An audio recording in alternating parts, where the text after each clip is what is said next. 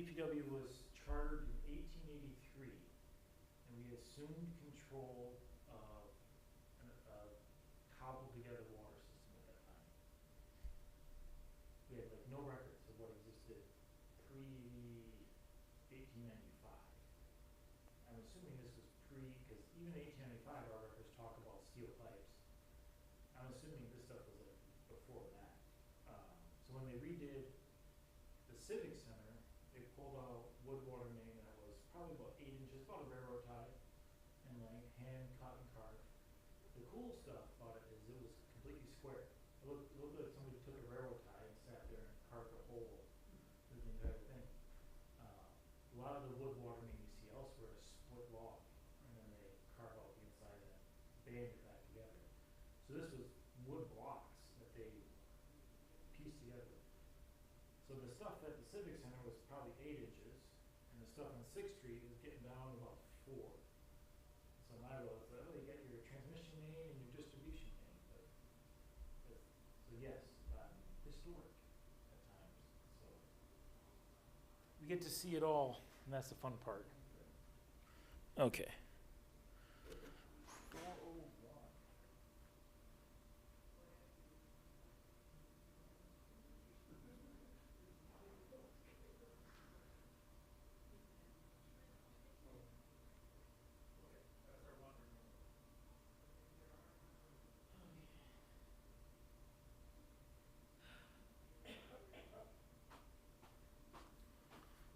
And so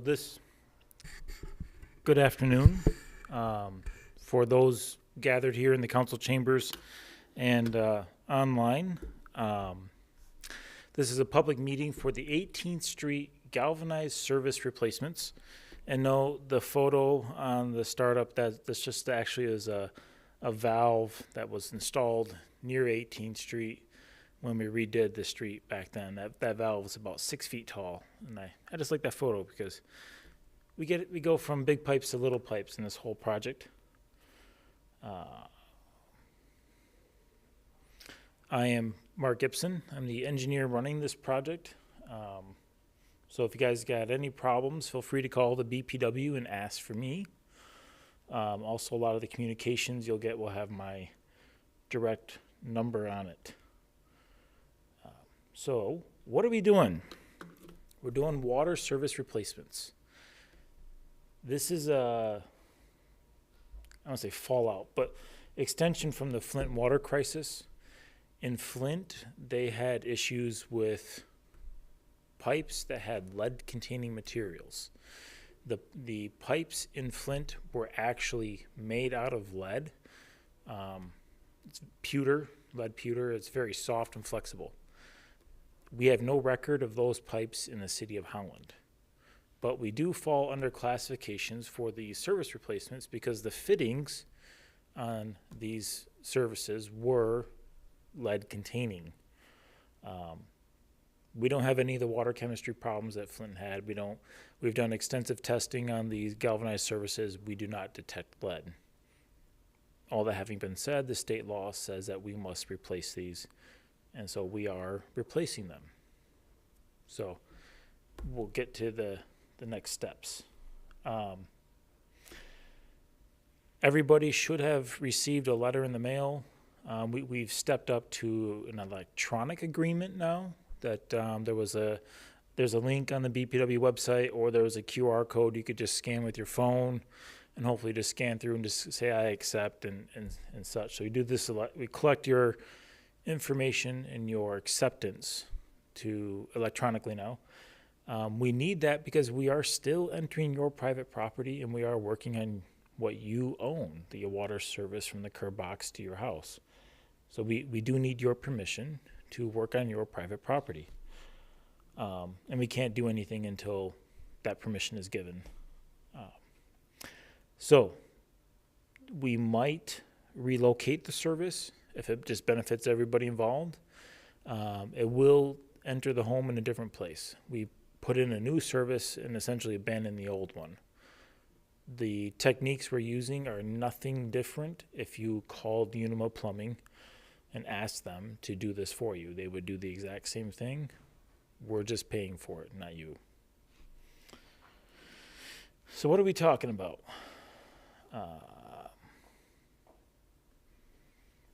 We are going to replace the portion of the water service, and folks online cannot see this, but it is the portion from the curb box. It's being lost. It's the portion of the water service from the curb box into the home. And this pipe is what we're focusing on. We selected 18th Street in particular because about 10 years ago, we replaced the main and the water service up to the curb box. So we have really good records of where everything is at, and we have great confidence on, so we have great records where everything's at, and we have great confidence on being able to get to this stuff and get to it quickly. Historically, the longer we wait, the more people bury the curb boxes and everything else. So this is our first project that we're taking a look solely at the portion from the curb box into the house, and that's another reason we selected 18th Street. We're very, everything, and we know all of them were touched, and everything is copper out in the road, so we don't need to disturb the road, in the curbs at all for this project. Kind of the same aerial view. We will lose a bit of sidewalk that in here, but we're going from your curb box into your meter on this project. If you have sprinkling systems out there, paint them, put a little flag by them, just tell us when we're there. We're going to try to have Unima Plumbing. I keep saying this. Should back that up.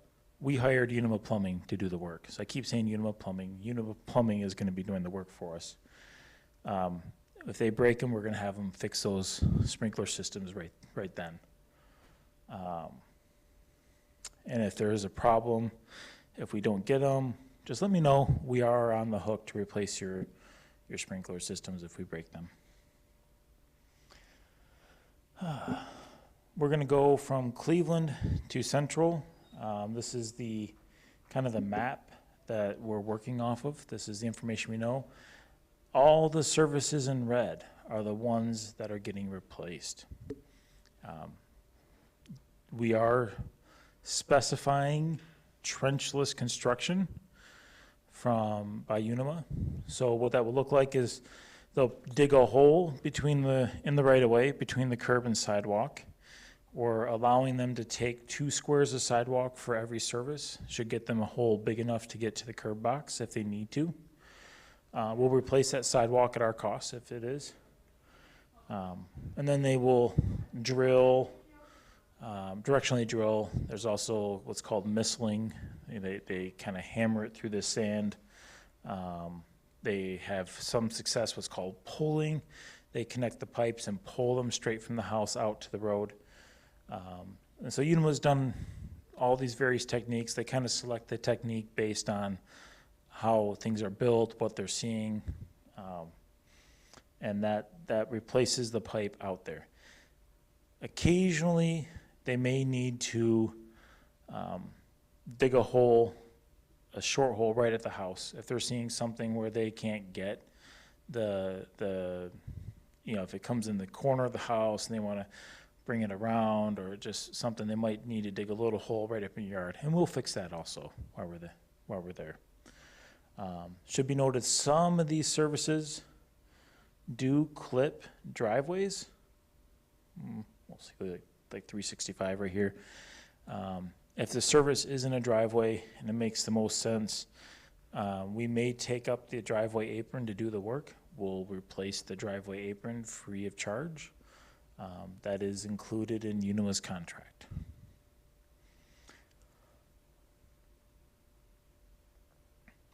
And so Unima is selecting, they think they can tackle this on a block by block basis. So they're going to start at Cleveland and go Cleveland to Harrison. They've also told us that they do not see the work extending much into the road. They may take up some parking spots to locate equipment or supplies. And you'll see maybe a barricade saying, hey, there's road work ahead, or a road closed, but we do not expect to take up any of the street pavement, nor are we really expecting detours in the area. And you might just have some limit, if they're working in your driveway for that time frame, you might have to just park on the street while they're replacing your water service. We're going to continue right on through Washington to Maple, Maple to Pine, Pine to River, and River to Central for this project this year. Is there any questions from anybody right now? Yes. I have a question. When you did the 18th Street Improvement Project, what was Yes. it, 10 years ago? Yes. We hired a plumber and an excavator, and we had all new freshwater and septic put in Mm-hmm. to connect with your Yes. pipes that were going in the road. Yes. I don't need anything redone, do I? No. Nope. Nope. We are only focusing on the historic, these red pieces left right now. Okay. Yeah, so we are pretty much staying completely out of the road unless we find something really weird. I don't expect to, but we're just staying between the curb and going up to each individual house. But there was in the letter that I got about this meeting, it said something that everything after 1970, you didn't have any galvanized. So Plumbers wouldn't use. the way the state is reading this is we are on the hook for everything that we cannot, what's a good way of saying it? We had to have, by ordinance control, delineation in the sand saying this service had to have been copper. The city and the BPW passed that ordinance.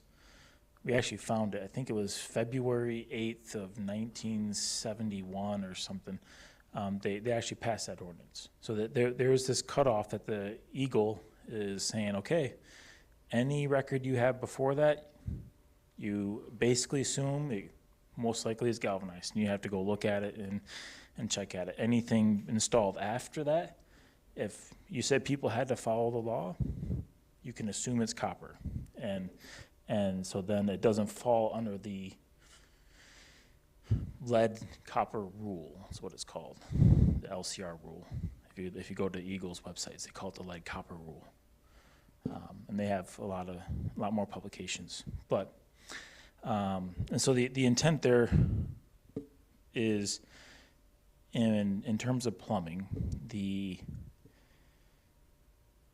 services were not connected to mains with brass until about 1960. And so you started seeing the taps at the mains be brass.